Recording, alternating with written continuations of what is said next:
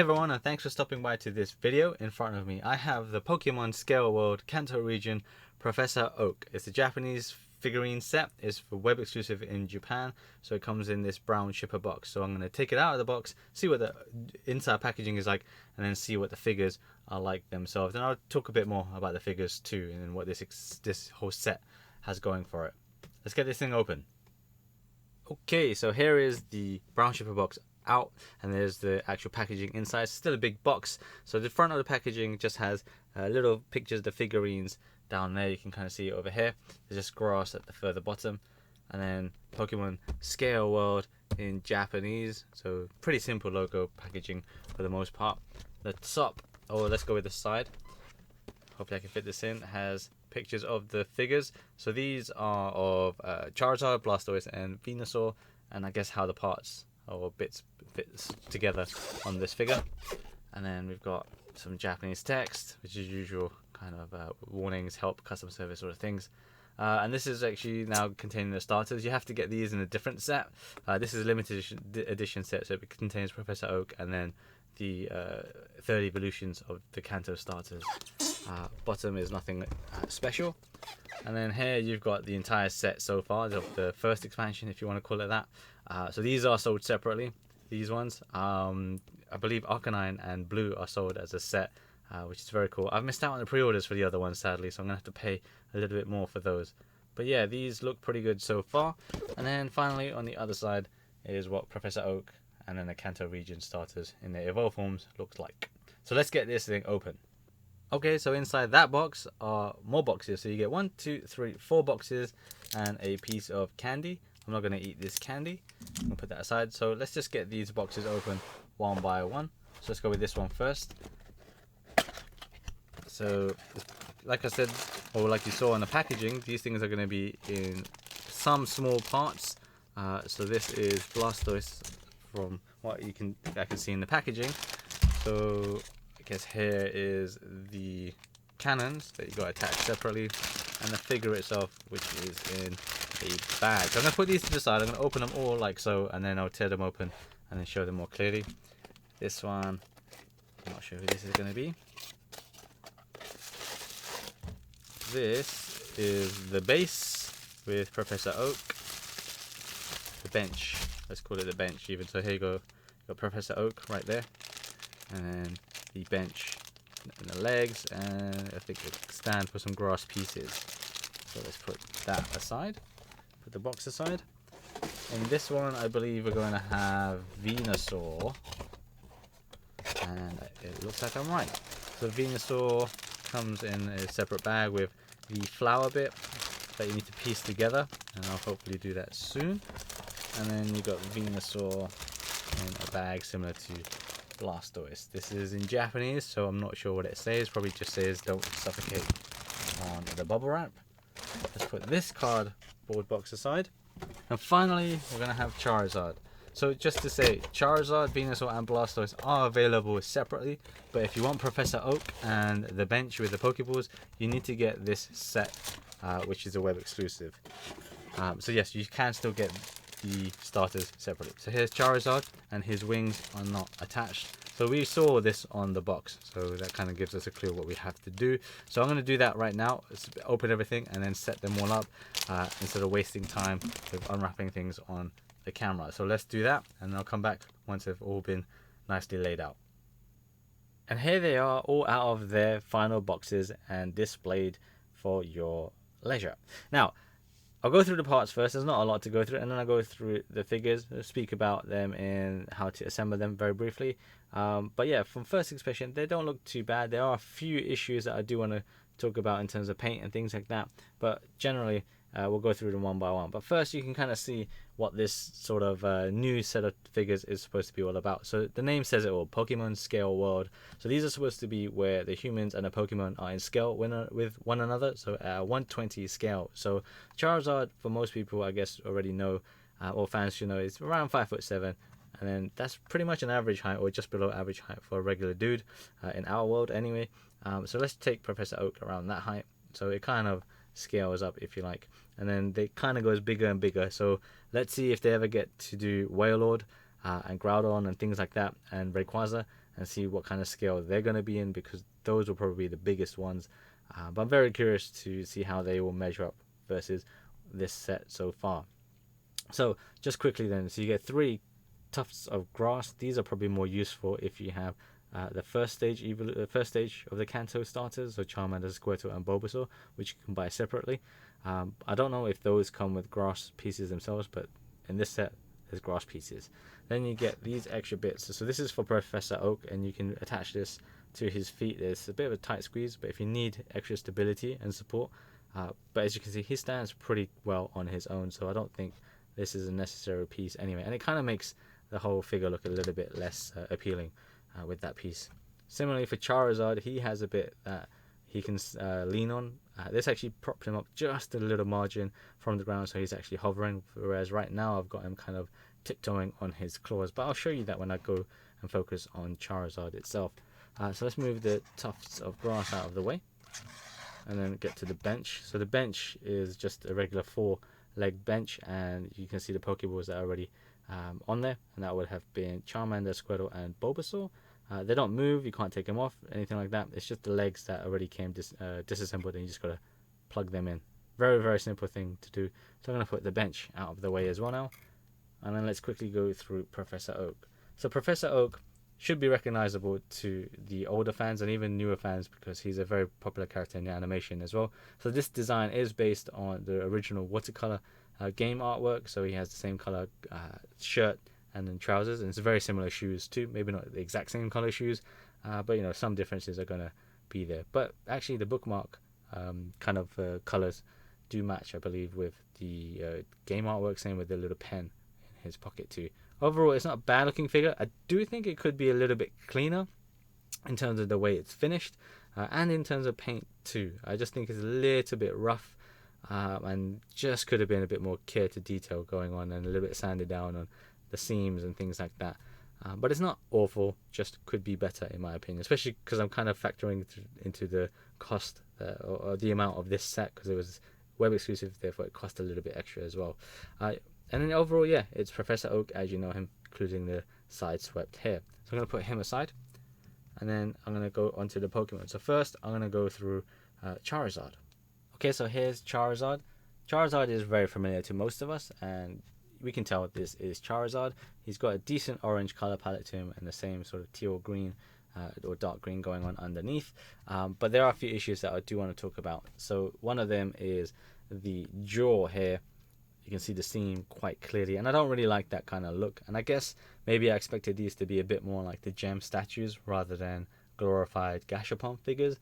I'm also kind of relating this back to the cost of these, because these were quite expensive, being a web exclusive and all that.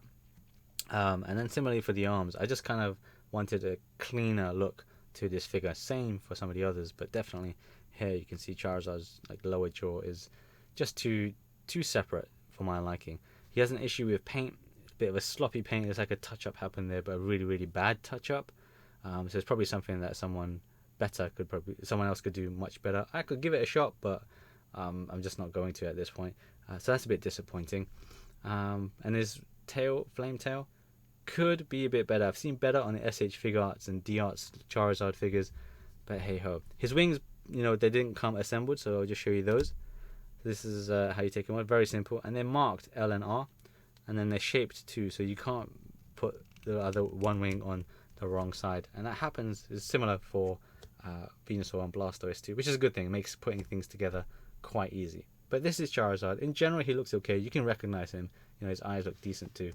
But it's just a few minor quibbles that all end up adding up to me. So the jaw and the paint, like I said. Let me get his base so I can quickly show you that too. So as you can see, he's on his claws right there.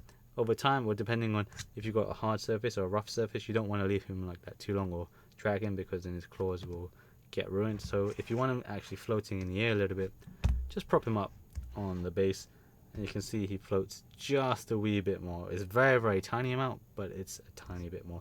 It gives him a little bit more stability too. I'm going to put him aside. Hopefully he doesn't fall off and then ruin the comment I just made. But then let's go on to Blastoise.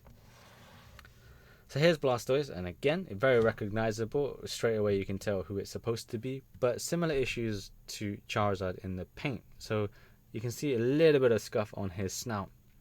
For me personally, this is much more obvious than the Charizard one because it's right there on his face rather than tucked underneath an arm or something like that. So it just looks a little bit like it's a touch-up that went wrong.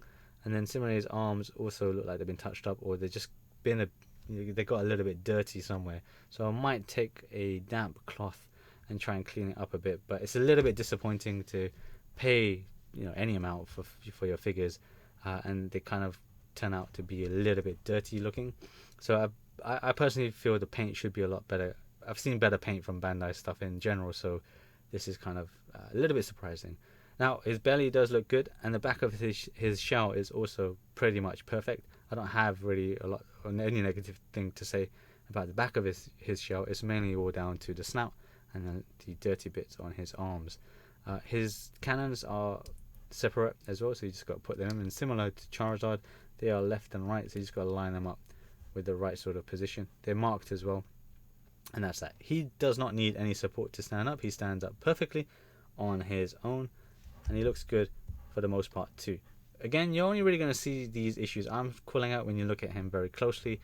On a shelf far away, not an issue at all. I'll put that aside. Let me bring out Oak again quickly, actually, just before I get to Venusaur, and see how they measure up. You can see Oak's a wee bit taller just because he's standing a little bit more straight. So that's Blastoise. And then finally, let's get to Venusaur, which is a big one. So this is Venusaur, and again, as you saw when I was unboxing this comes disassembled. So you have the body section, the leaves, the stalk, and then the flower on top. So the flower I'm going to just remove very quickly. Just like I mentioned with Charizard, it is shaped. You can see the little protrusion here. So that lines up with the stalk. So you can't really see it in this angle, and I can't see it at all, so I just have to feel it and then hope for it to click. And if it doesn't, I would sort it out later, but it's there, so you can see how loose it is right now. So it's right here. Once you get it down, it won't move. And there you go, that's it really. The stalk then also you need to plug these leaves into, so they come in 4 different sections like so. I'm going to show you the first one. So the leaves do have little grooves on the end. So these grooves are all unique to each leaf, so you can't put the wrong leaf in the wrong hole. So that's always helpful again. And you got the detail of the leaf here. So yeah, it looks okay. It's a nice strong piece as well. So I'm going to plug that back in. Hopefully it stays in quite sturdy. Then all of this whole piece actually just goes into the back of Venusaur, and it's actually shaped as well, so you can't get this the wrong way around. It just won't fit. But once you've got it all together though, Venusaur is very, very striking looking. It stands out quite a lot. The pink flower is very, very vibrant, very, very sharp looking. And actually, Venusaur isn't my favorite Pokemon. Charizard is, especially out of the Kanto starters. But out of this range, Venusaur really stands out as a really impressive looking Pokemon, just because of the not just because of the pink, but his size as well in comparison. So let me bring out again Professor Oak. You can see how he's just a beast compared to Professor Oak. So that's really, really cool. But let's take a closer look at Venusaur's face and then the body. So his face is relatively good. When I say relatively good, it's pretty good. And you know what it's supposed to be. The details are quite nice and clean. There are a few scuff marks, but that's kind of normal. They're nothing bad like Blastoise. See his mouth and his tongue. Not sure how far you guys can see inside, but from what I can tell you, yeah, his inside looks pretty good as well. The inside of the mouth, and his teeth look decent as well.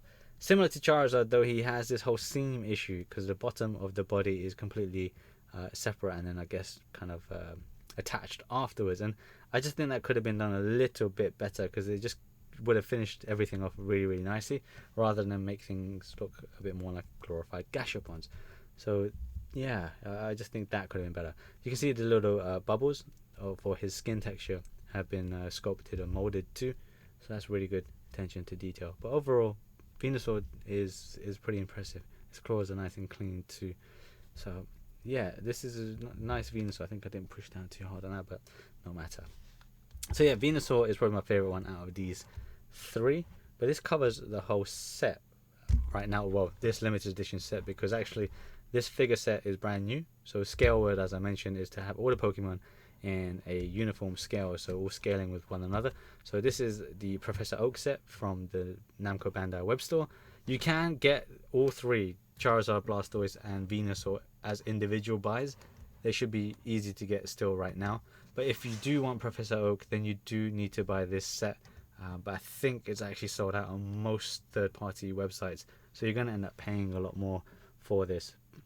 So good luck if you do want him. If you can forgo Professor Oak, then you can probably pick this up off eBay, the other three, quite cheaply.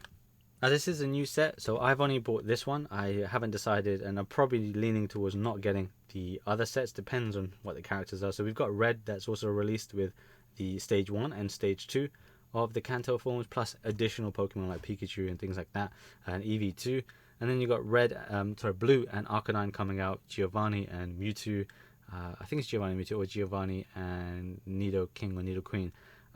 So yeah, things do look pretty good, and this set has a lot coming out in just the next 2 months alone. But given some of the issues I've mentioned, especially with the Blastoise, I'm not convinced I want to keep splashing out on the money, because these weren't that cheap. These just ended up setting me back maybe £100 to £120. They're going to cost you a lot more now, like I said.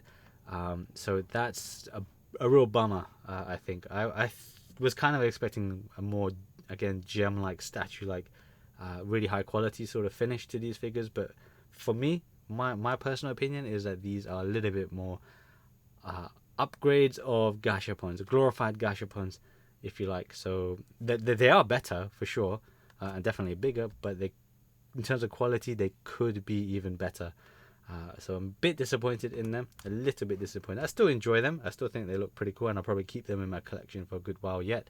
But just, I just want to share my raw thoughts on it rather than being a bit fake about it, let's say.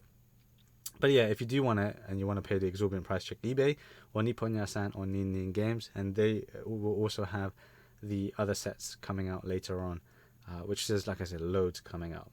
Anyway, I hope you enjoyed watching this video. If you have this set, or you were thinking about purchasing it, or whatever opinions that you might have or questions, leave a comment below and let me know. Do like this video if you did like it, and do share it, because that really helps. And of course, subscribing totally helps too.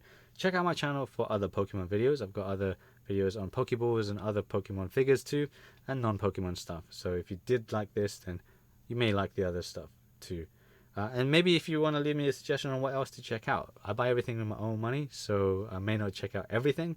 But if there's some kind of cool limited edition sort of Pokemon stuff or non-Pokemon stuff, I'll definitely try and check it out if it's easy and relatively affordable for me to get. But in the meantime, thank you very much for watching, and I'll see you in the next video. Bye bye now.